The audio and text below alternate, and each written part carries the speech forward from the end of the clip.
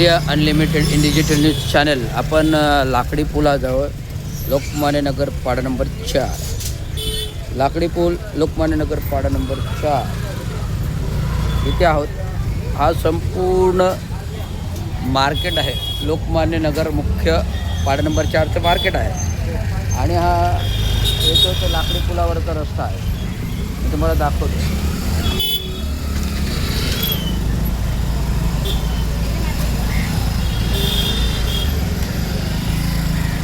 ही कोणाची घाण आहे? कोण टाकून गेलं घाणा? हे बघा, आम्ही येतील आता, पाठवतो मी महापालिकेला.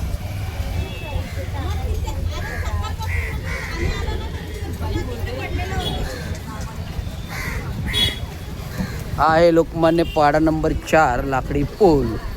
इथे आपण भरपूर कामे केलेली आहेत. मग रस्ते असो, ड्रेनेज लाईन असो, पूर्ण मार्केट हा जो मी परिसर दाखवतोय हा गजबजलेला परिसर आहे. आणि हा बघा, हा नाला कलवट त्या काळी बांधला होता आणि आत्ता यांनी नव्याने INDP अंतर्गत बांधला. आणि परंतु हे नाला कलवट्स जो आहे हा नालाच दिसत नाही आहे. हा बघा, हा पूर्णतः नाला दिसत, नाल्यावरच कलवट आहे. तर उद्या नाले सफाई करायचे झाले तर काय आहे?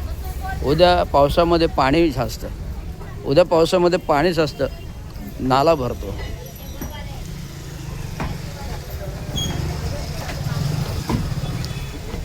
उद्या पावसामध्ये पाणी साचतं, नाला भरतो. परंतु हे नाला सगळं बंदिस्त केलं आहे.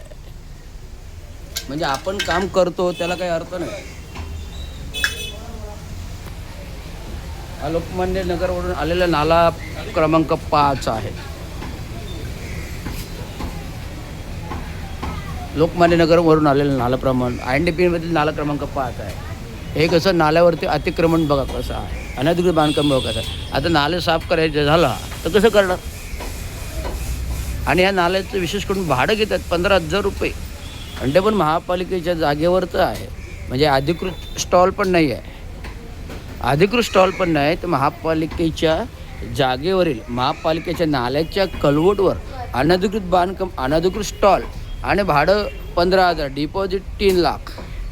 भाडं 15,000, डिपॉझिट 3 लाख अशा प्रकारचं आहे. मी या विभागात धुरंधर कामे केली आहेत.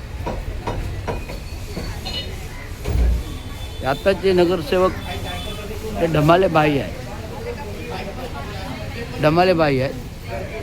म्हणजे ते बिनविरोध आहेत, म्हणजे निवडून आलेले नाही आहेत, बिनविरोध आलेले आहेत. ते पूर्ण लोकमान्य नगर परिसर आहे. आणि हा तुमच्यासमोर रवींद्र शिंदे आहे.